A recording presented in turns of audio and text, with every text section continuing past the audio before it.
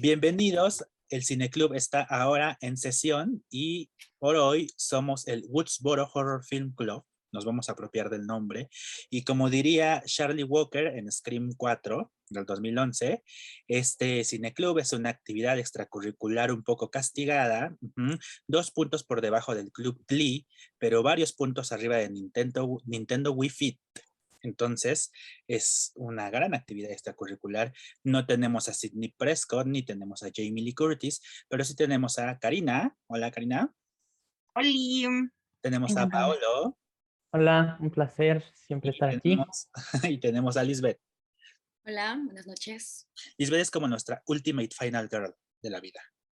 Mm, Y Gracias. estamos aquí porque en honor del 25º aniversario del estreno de Scream, la original, la única, hoy vamos a sentarnos y en el mejor espíritu de Scream vamos a deconstruir Scream.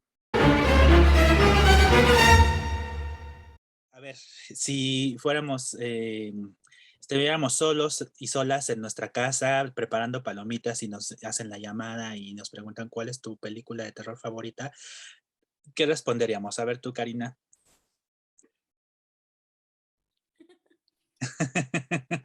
Este, uy, De las que has visto, a lo mejor has visto muchas, de las que has visto, pues a ver cuál. no, sí, es que estoy pensando. Paso pregunta, ¿alguien más? Ay, A ver, Liz, mientras. Estaría entre El Exorcista y Saw de James Wan.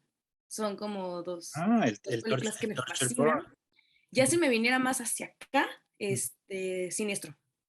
Son como 3 etapas distintas del terror y son la sea derecha y al revés. Podría decir que una que vimos aquí que me encantó y que, o sea, directamente se apropió del top es de Poughkeepsie Tapes, sin duda alguna. Aunque también una que me impactó en su momento, que recuerdo con cariño, que regreso a ella en ocasiones, y es Oz, ¿no? Y por último, y esa tiene que ver más con lo que representó en la infancia, a lo mejor es muy mala, pero a mí me da mucho miedo de pequeño, es Actividad Paranormal, El Origen.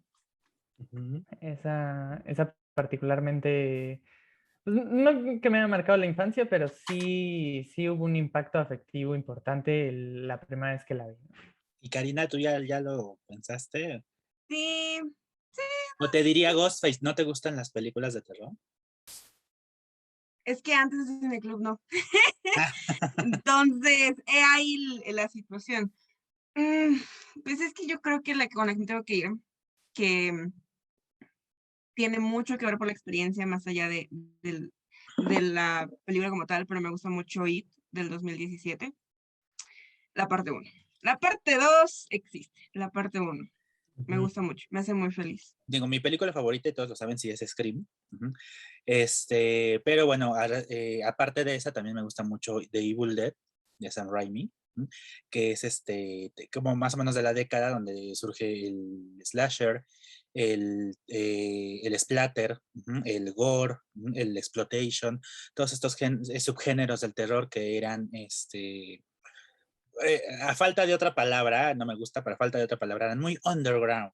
Pero el que se hizo mainstream, digamos, el que tuvo una explosión que llegó ya a la taquilla, que empezó a ser reconocido fuera de esos circuitos independientes donde se originó, pues fue precisamente el slasher film. Cuando se estrenó en la película en 1996, pero a México llegó en 1997. Ustedes han de saber, niños que nacieron después del 2000, que, que, que hubo una época en México donde las películas llegaban con gran retraso, o sea, se estrenaban en Estados Unidos, pues acá llegaban como 6 meses después o hasta un año. Scream se estrenó aquí en México en 1997. Entonces, yo recuerdo haberla visto y realmente fue la película que me hizo descubrir el slasher.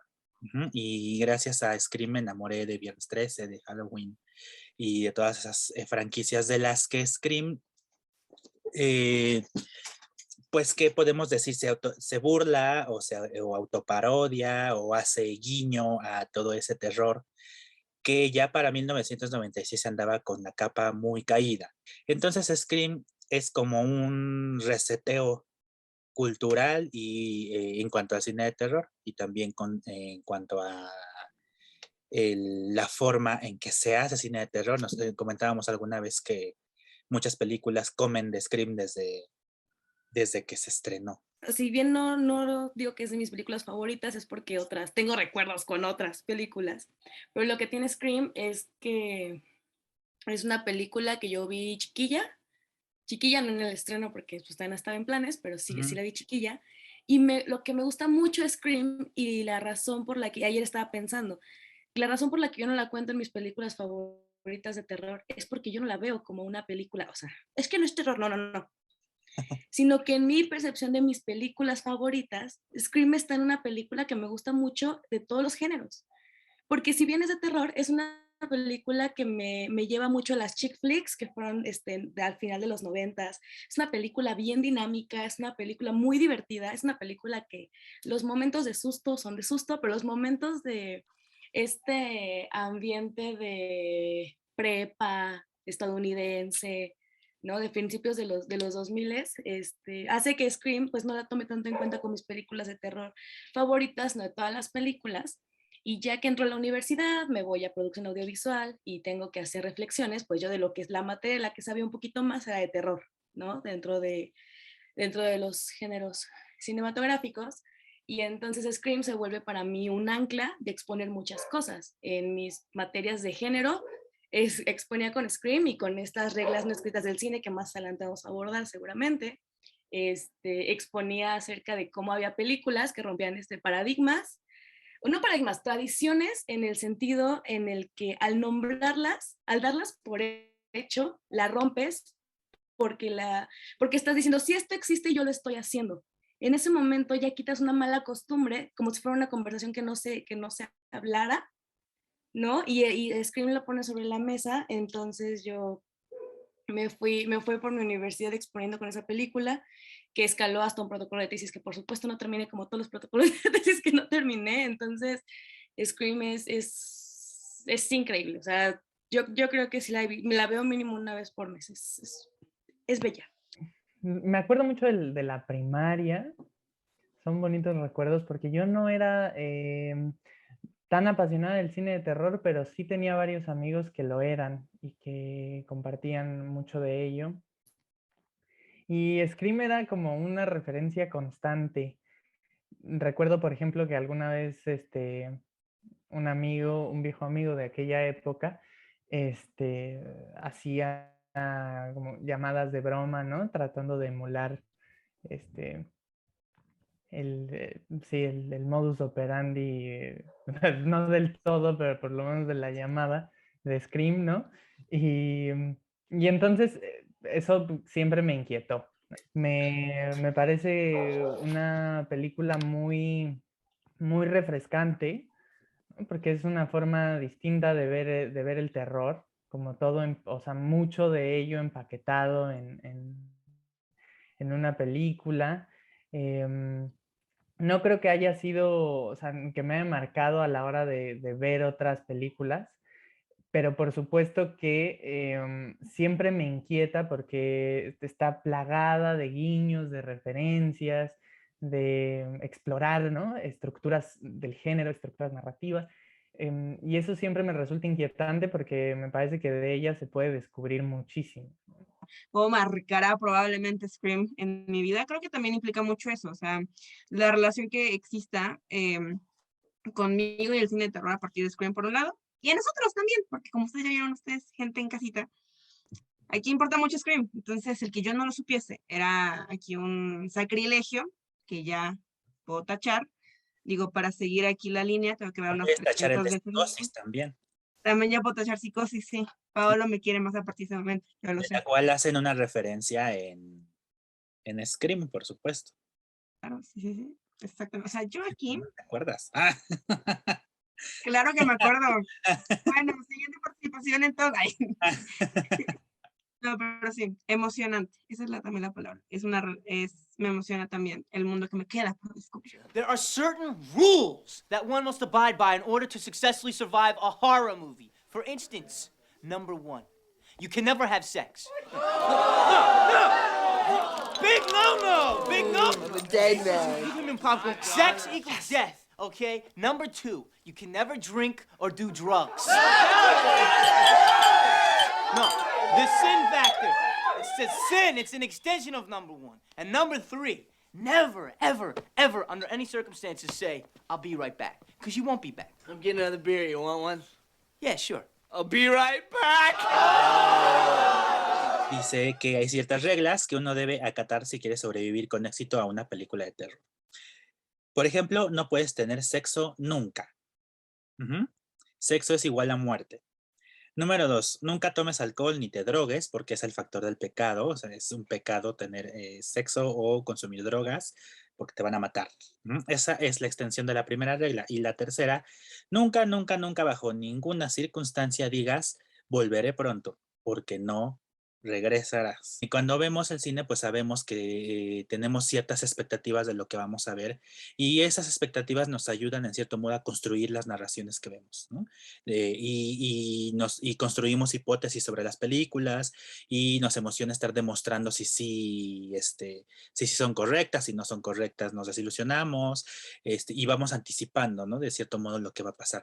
Y eso se debe mucho a que ya los géneros del cine están codificados, precisamente.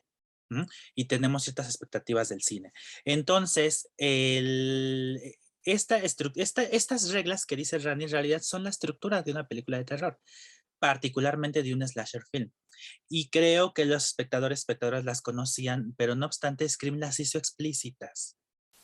Por tanto, Scream fue también un fenómeno o un tipo de película más bien que hizo conciencia, ¿no? Que hizo que nos percatáramos de cómo funcionaba una película de terror y qué habíamos estado viendo por tanto tiempo y por qué era necesario cambiarlo. Yo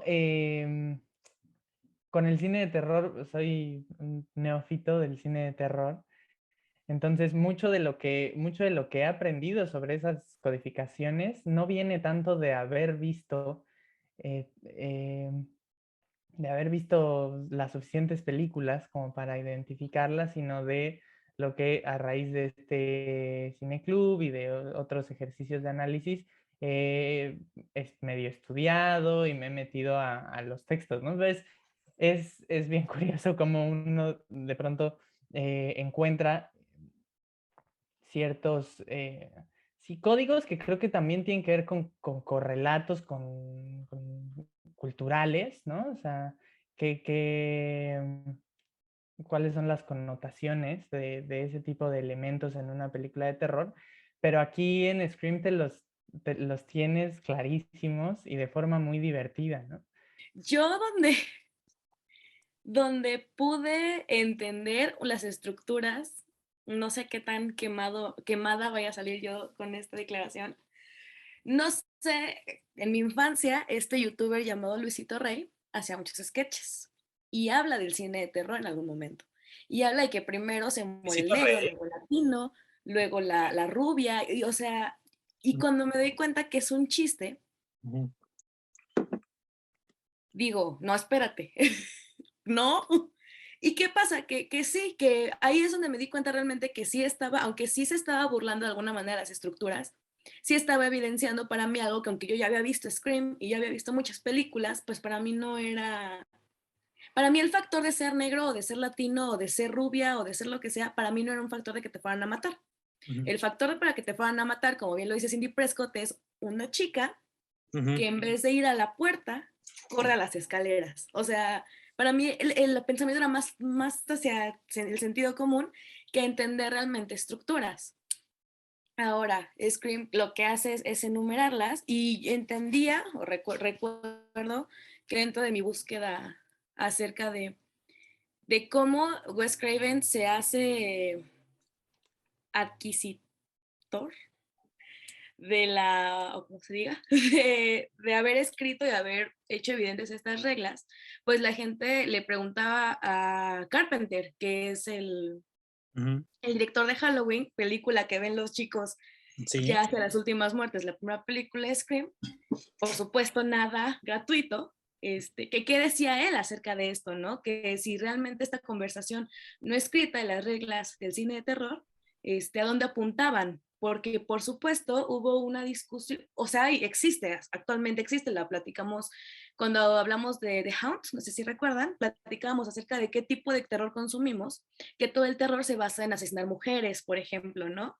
Y en ese sentido, le cuestionaban a Carpenter eso, en qué conservadurismo vivía él para decir que chicos no pueden tener una vida sexual activa y pueden experimentar con drogas sin que sean asesinados por estos, asesinados por los asesinos, por estas personas.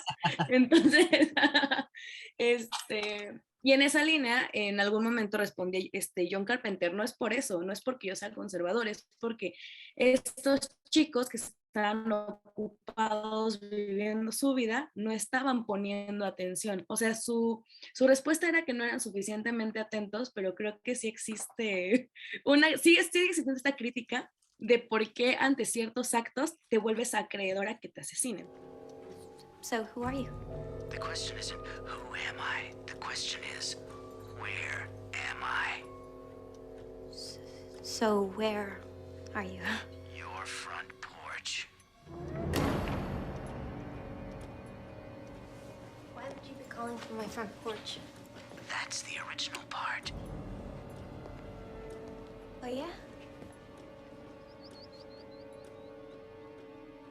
Well, I call your bluff.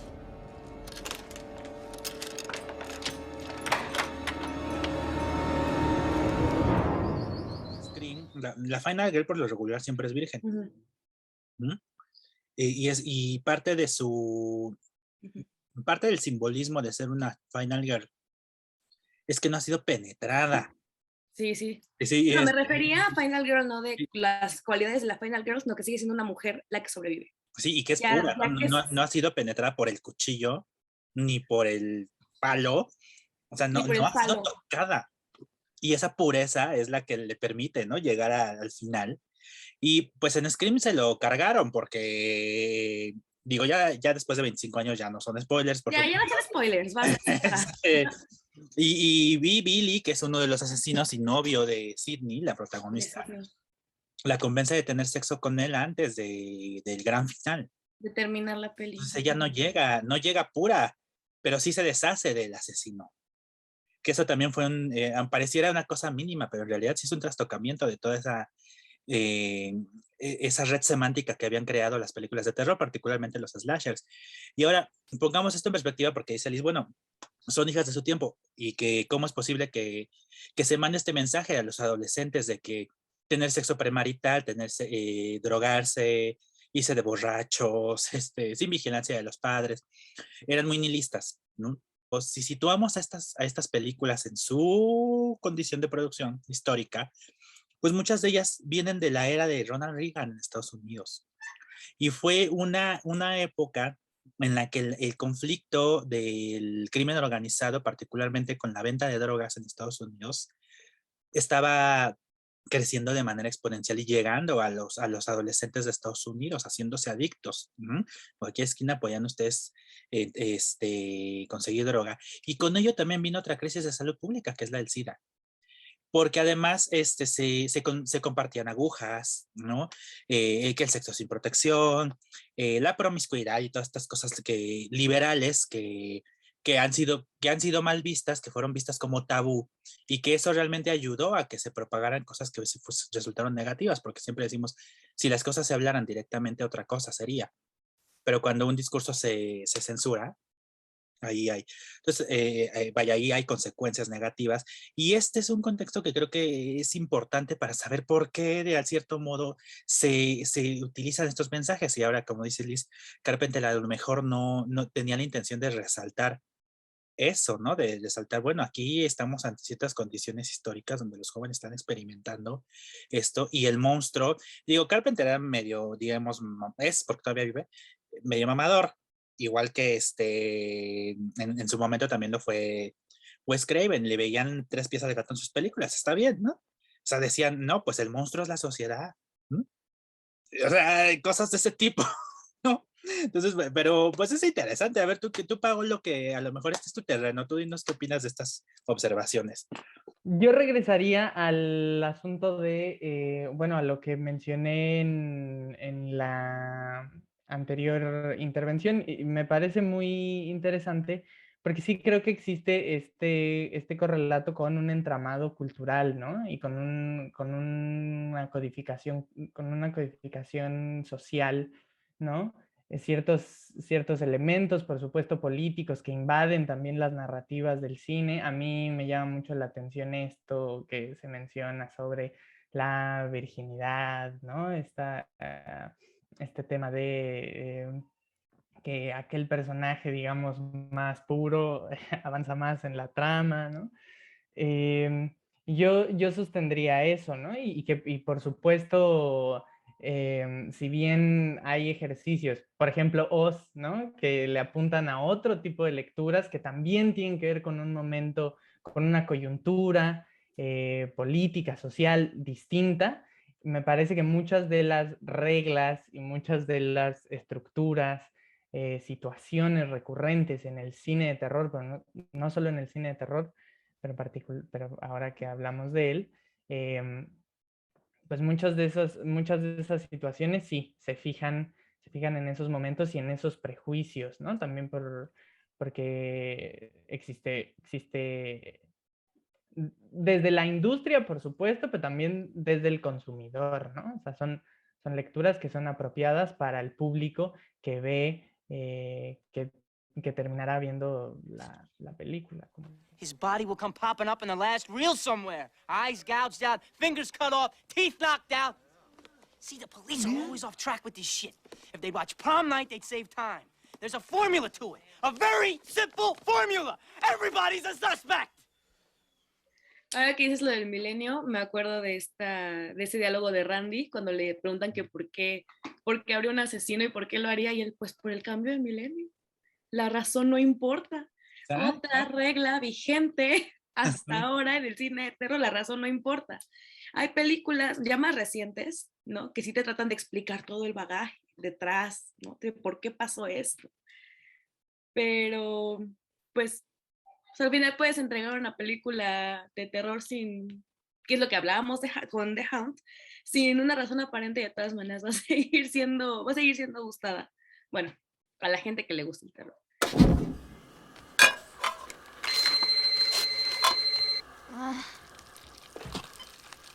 Hello? Why don't you want to talk to me? Who is this? You tell me your name, I'll tell you mine. I don't think so. What's that noise? Popcorn. You making popcorn? Uh-huh. I only eat popcorn at the movies. Well, I'm getting ready to watch a video. Really? What? Oh, just some scary movie. You like scary movies? Uh-huh. What's your favorite scary movie? I don't know. You have to have a favorite. What comes to mind? Halloween. You know, the one with the guy in the white mask who walks around and stalks babysitters? Yeah. What's yours? Guess. Nightmare on Elm Street. Is that the one where the guy had knives for fingers? Yeah, Freddy Krueger. Freddy, that's right. I like that movie. It was scary. Well, the first one was, but the rest sucked. So, you got a boyfriend? Why? You want to ask me out on a date? Maybe.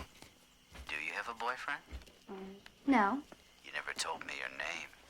Why do you want to know my name? I want to know who I'm looking at. What did you say? Este plano secuencia donde Casey Becker, que es interpretada por Drew Barrymore, pues muere, ¿no? Son los 8 minutos más tensos de la historia del cine de terror en Estados Unidos, ¿no? Pues creo que nos sirven incluso para dar alguna clase de cine, ¿no? No sé si estén de acuerdo. Es todo un plano secuencia en el que, pues, al tiempo que este personaje habla con Ghostface, bueno, con el asesino, ¿no? Va recorriendo la casa y la cámara que la sigue nos va mostrando la configuración del espacio Ujú. Y cómo ella va asegurando, ¿no? Todos los lugares, ¿no? Describiendo todas las entradas y situando al espectador en ese espacio que sabemos de antemano se volverá peligroso. Entonces es una estrategia estética que muy utilizada por el cine de terror. Ujú. Y que luego tuvo una vuelta de tuerca tremenda porque a Drew Barrymore se le marketeó, dirían, como la protagonista de Scream y la mataron a los 8 minutos. O sea, fue realmente en una época donde el cine de terror no se adelantaba, o el cine en general no adelantaba las sorpresas, ¿no? A diferencia del de hoy, ¿no? Entonces creo que este es tan solo esa secuencia es un gran aporte de la película. Pues esa película es un experimentado. O sea, Wes Craven sabía en dónde se estaba moviendo y no hay más que pedirle. Todo lo que hace es perfecto porque esa película es perfecta, es muy buena. O sea, si la ven así a detalle bonito, hasta el Ghostface está bonito, ¿saben? Porque va mucho con la estética del lugar, o sea, un tipo con su mantota, con la máscara. Creo que todo lo hizo para que se viera bien y pudiera cumplir con esto. Si es rápida, se ve bien. Si van las partes lentas, también se ve bien. Les presento a mi gato, si no lo conocían en el cineclub, que está de chismoso, Taco.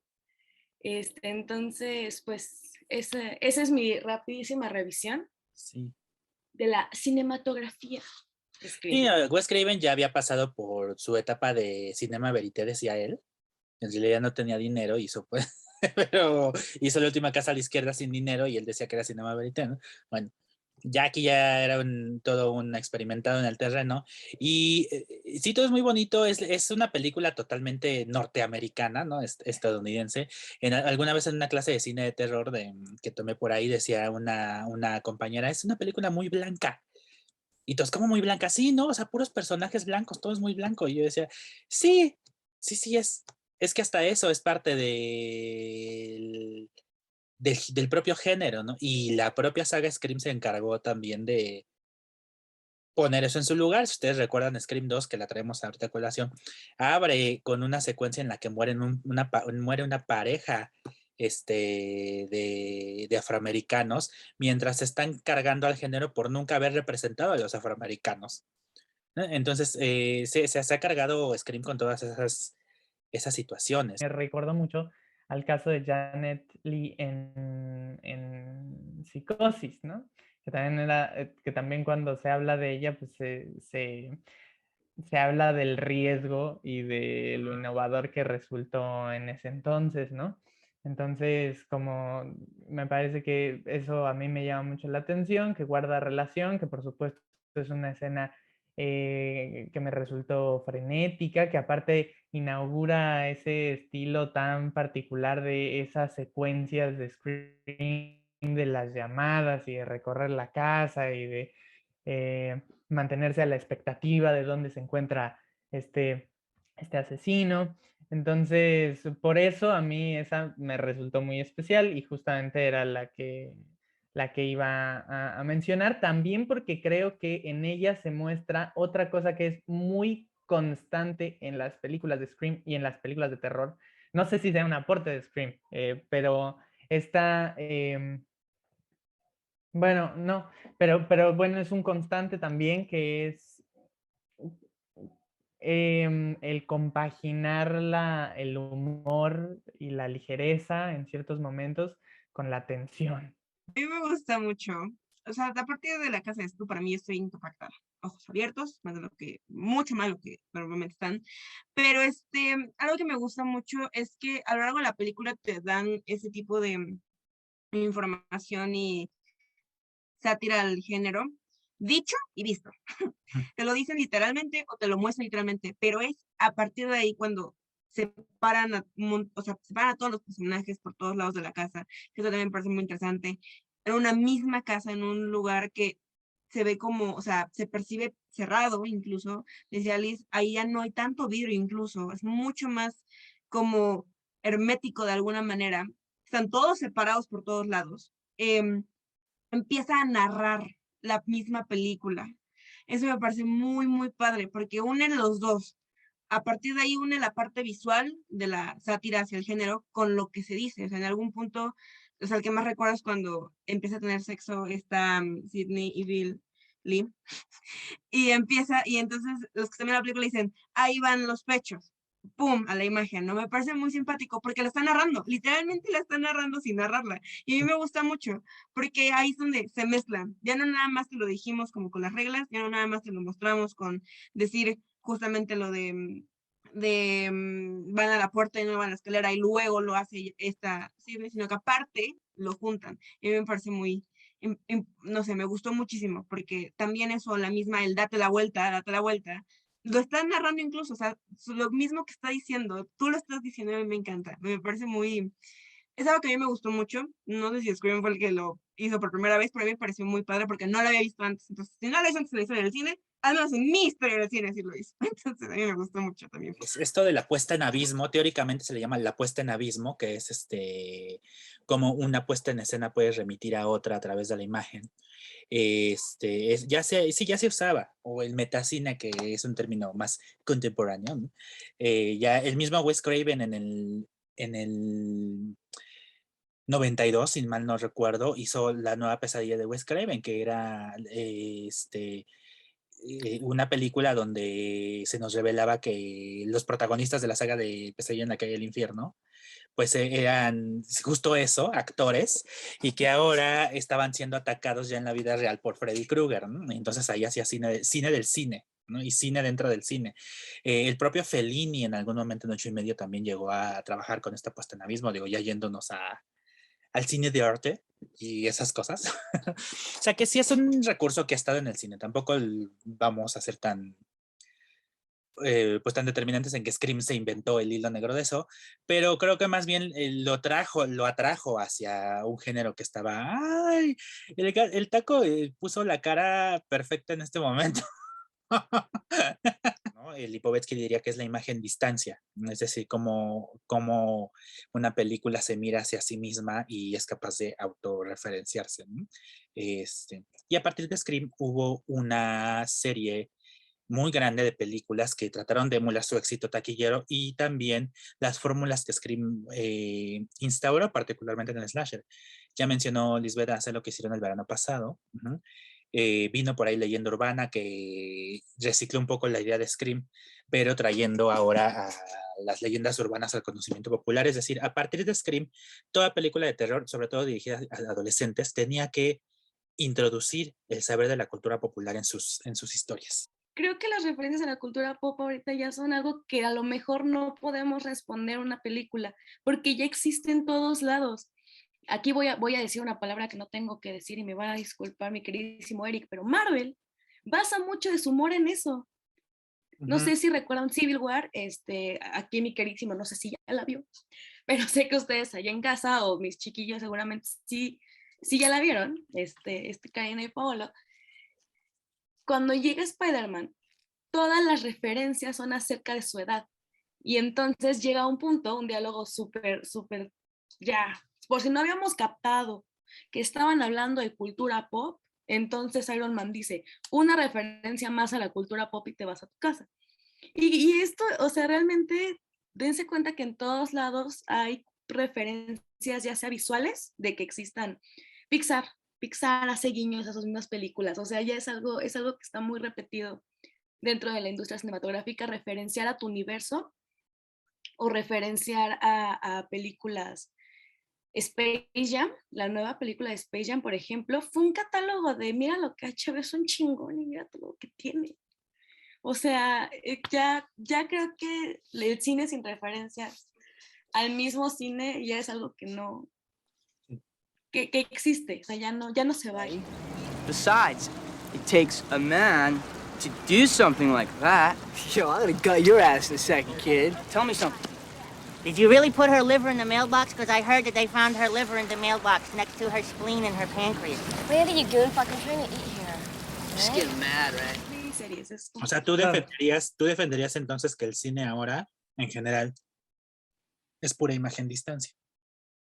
Se cita a sí mismo. Creo que el cine siempre ha sido imagen distancia. Siempre se ha citado a sí mismo el cine, ¿eh? no nada más se cita en lo visual, se cita en sus estructuras. Y es que esas estructuras siempre han sido cosas repetidas y reproducidas. No, pero a ¿Cómo ver, se a ver, llaman?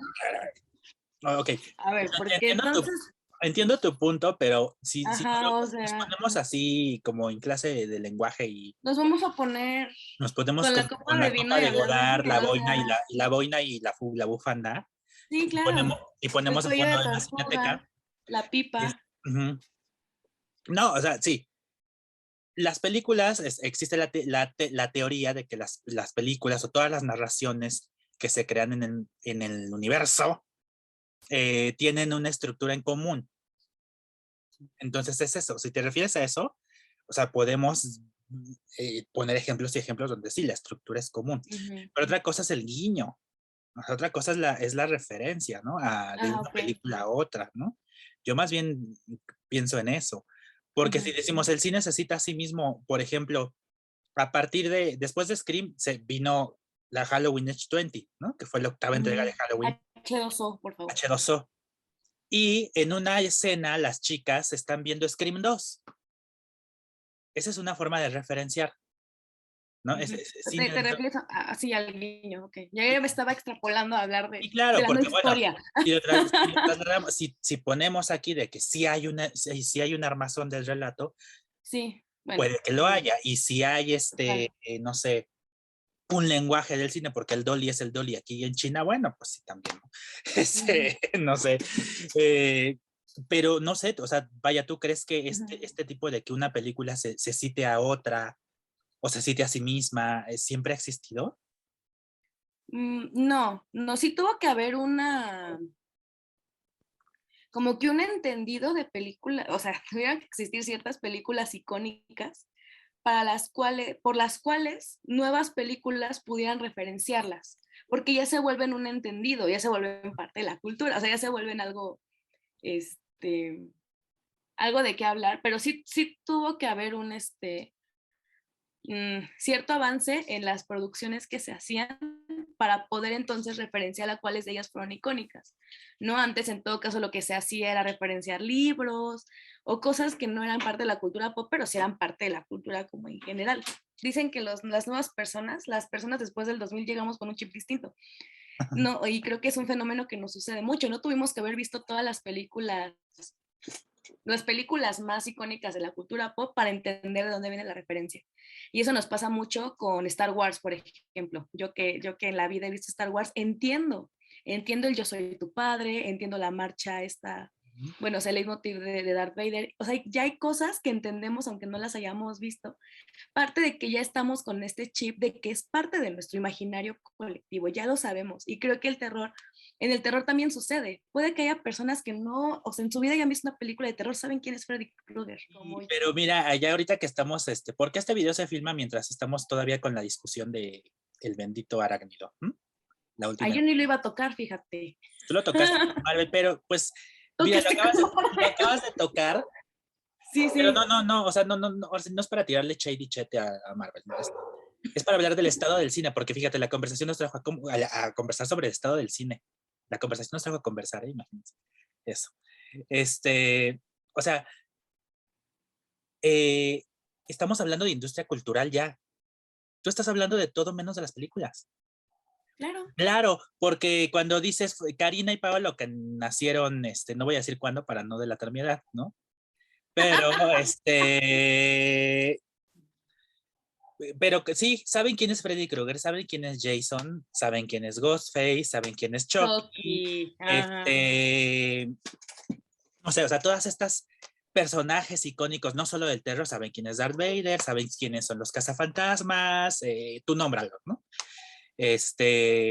Porque están presentes en la cultura, porque hay una industria cultural trabajando con esas referencias del cine, y entonces se construye todo este culto de personajes, de prácticas, de consumo, de productos, a través de la película, que hacen que se teje una narrativa alrededor de la película, pero la película no estamos hablando de la película cuando hablamos de eso. ¿Qué es lo que está pasando ahorita con los productos de Marvel? Es que importa todo lo de alrededor menos la película. la fascinación es con la narrativa externa a la película. Entonces sí me parece muy interesante que lo traigas a colación, porque tal vez ese es el ejercicio o la razón por la cual personas más jóvenes como Karina Paolo conocen esas referencias. Y entonces aquí hay que involucrar a la industria cultural y a la comunicación de masas, desde luego, que ya es un tema que nos toca, ¿no? O sea, sí es interesante que lo traigas porque es comprobar la vigencia, pero también es sintomático del estado del cine. O sea, entonces, ¿qué pasa con el cine? ¿El cine qué son? ¿Qué es el cine? ¿Es la película? ¿Es la experiencia? ¿Es la industria? ¿Qué es el cine? Volvemos a la pregunta ontológica. Creo que yo lo pude utilizar mucho a justamente los productos que giran alrededor muchas veces. Por ejemplo, yo ubico personajes pues, de, por ejemplo, Merlina, se llama Merlina, ¿no? Estoy loca. La de los locos Adams. Sí. Yo, mis humildes 6, 5 años en mi vida, iba a la primaria y 300 niñas eran Merlina. ¿Cuántos la habían visto? Probablemente ninguna.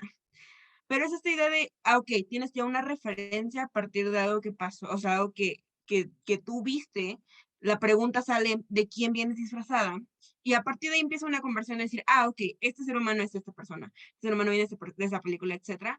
Que yo lo puedo utilizar mucho conmigo, porque como yo les he mencionado, en todo este cineclub, yo no consumo películas de terror en general, a partir del cineclub lo estoy haciendo, y a partir de ahí tengo este bagaje de, ok, ya ver las películas, pero justamente es eso, yo conozco un montón de personajes que acaban de mencionar y no las he visto. Es más, Ghostface, antes de ver la película, yo sabía que existía, no recordaba la película de donde venía.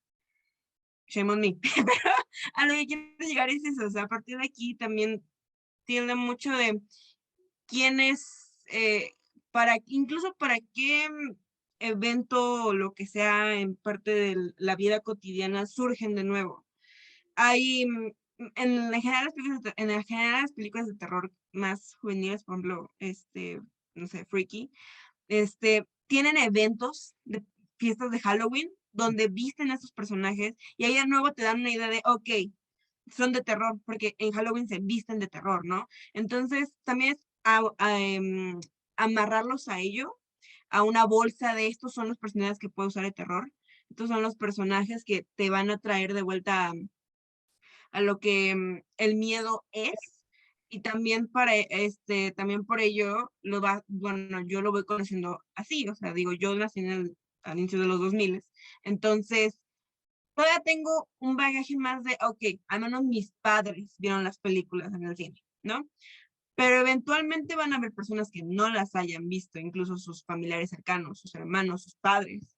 Entonces, es esta idea de, incluso los personajes surgen, o sea, brincan después de sus películas, pero como disfraces y no como personajes de película, lo que también es muy interesante, porque incluso, si hacemos aquí, regresando a Scream, Ghostface era un disfraz común y corriente que estaba en masas en todas las tiendas de disfraces de cercanas.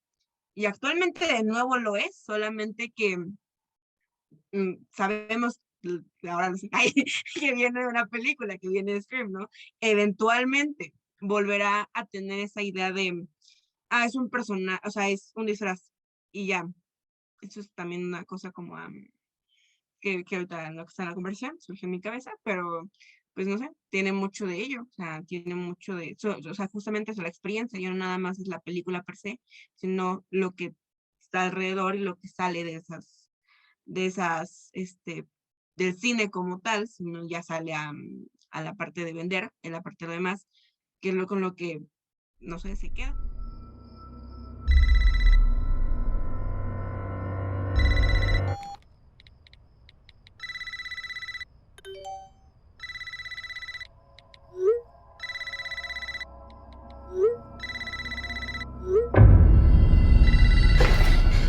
This isn't funny, Amber. Would you like to play a game, Tara?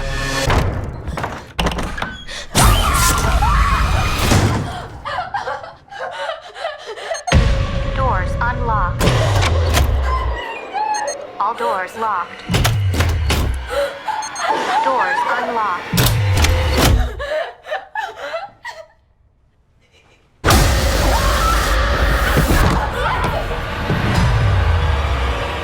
El 13 de enero de 2022, que ya está muy cerca, se estrena en México un día antes que en Estados Unidos, Scream, la quinta entrega de la película, la primera que no será dirigida por Wes Craven porque él ya pasó a mejor vida, y esta la dirigen Tyler Gillett y Matt Bettinelli-Olpin, que fueron los directores de Boda Sangrienta, o en inglés se llama Ready or Not, una película que también pueden ver por ahí, anda en las plataformas. Y bueno, pues será lo que nos han dejado saber es que la historia regresará a Woodsboro, los personajes de esta película de algún modo estarán relacionados con los asesinos originales, es decir, de la Scream de hace 25 años, entonces a ver con qué salen. Y supongo que será la ocasión para poner al día esta crítica hacia el cine de terror contemporáneo. Y adelantándonos un poco, ¿cuáles son entonces las reglas del cine de terror actual? A ver, Liz. Yo creo que sería bueno ir de una en una para no hacer grandes discursos de cada uno. Pero creo que la que más, la que ayer, en cuanto dijiste tras bambalinas, hablemos de las nuevas reglas, fue como, el universo. Y lo veo mucho con James Wan y su universo del Conjuro. O sea, ya hicieron el Conjuro, y es a lo que iba cuando hablaba de los universos, hace rato que hablábamos del cine autorreferencial, es que ya el cine, sí se entiende porque hay películas solitas y existen y ok, pero es muy entendible cuando hablamos de universos.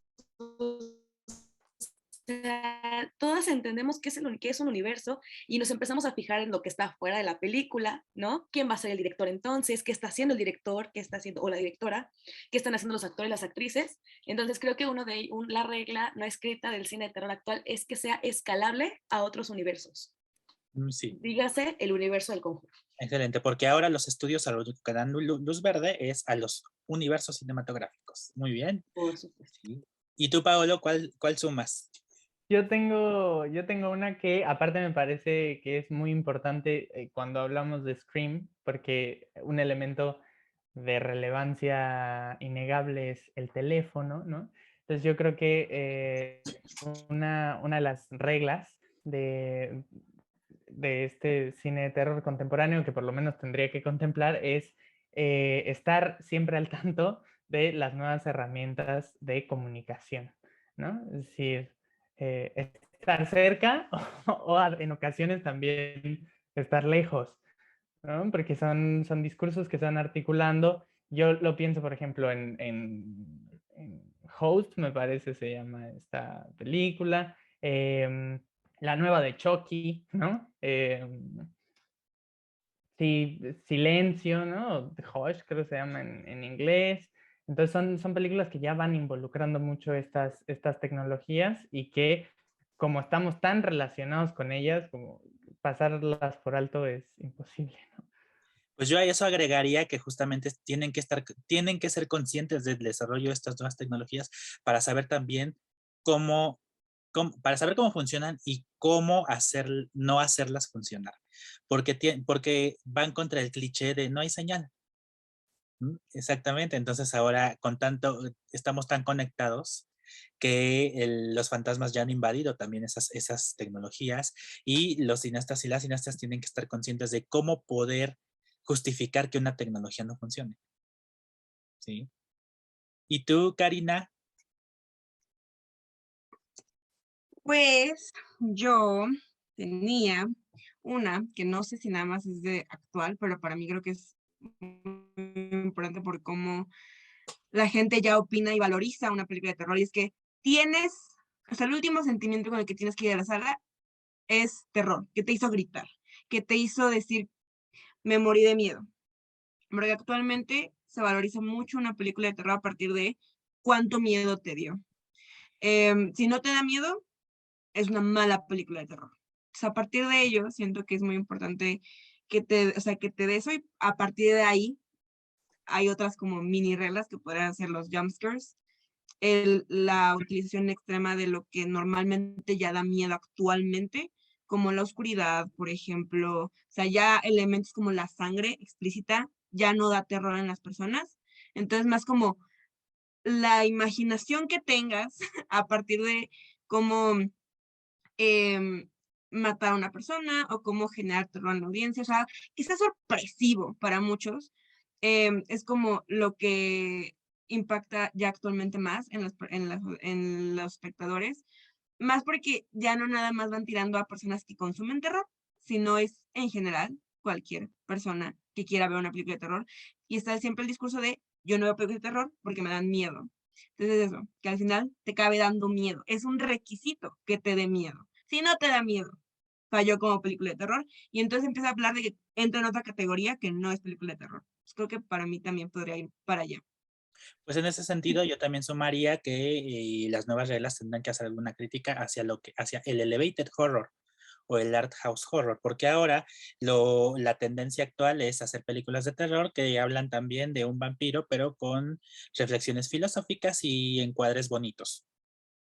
Pues Entonces, está bien chistoso. O sea, creo que es un debate para otro cineclub, porque cuando escuchaba a Cari hablar sobre que sea sorpresivo, prácticamente lo que Cari está describiendo es un cine, que es lo que el terror ha sido siempre, que vaya en contra de las costumbres que se tienen del cine. Y lo que hablábamos acerca del arácnido, ahora sí lo voy a sacar, era que no nos sorprendió, ¿no? Que nos encantó, estuvo muy padre, pero que sorpresa no hubo. Y Cari lo que dice es que lo que se esperaría de una película de terror actualmente es que sea sorpresiva, porque como siempre el terror va a anunciar desde un lado donde no está anunciando la industria, y eso es muy bello. Y entonces, tomando en cuenta que tenemos que imaginar, que atar cabos, porque ver una película de terror del estilo de ahorita es una chamba, pues sí estaría padre que se pronuncien las películas de terror en contra de este terror artsy, intellectual film por intellectual people, pero también pues podemos decir que son estas películas las que se han encargado de alguna manera de servirnos una charola muy interesante de cómo ver terror, porque sí tenemos que hacer un montón de conexiones, o al menos con Hereditary y con Midsommar, sí hay una chamba de que tu cerebro va full para ir con la película. Entonces pues sería más bien como un paréntesis, ¿no? Hay que hacer esto, hay películas que hacen esto, pero el terror también debería tirarle a estas películas que de repente se crean, como lo ha dicho Eric, creo que en otros cineclubs, según yo, o fuera de bambalinas ya lo hemos platicado, que se hacen para que a la crítica le gusten y las pueda nombrar sin decir me gustó una película de terror. Entonces es muy interesante el panorama que acompaña el cine de terror que se va a producir en los próximos años. Cómo ir en contra de todo esto, que pues como siempre toda la industria va en contra del terror, ¿no? Entonces está cool, está muy padre el panorama que nos espera.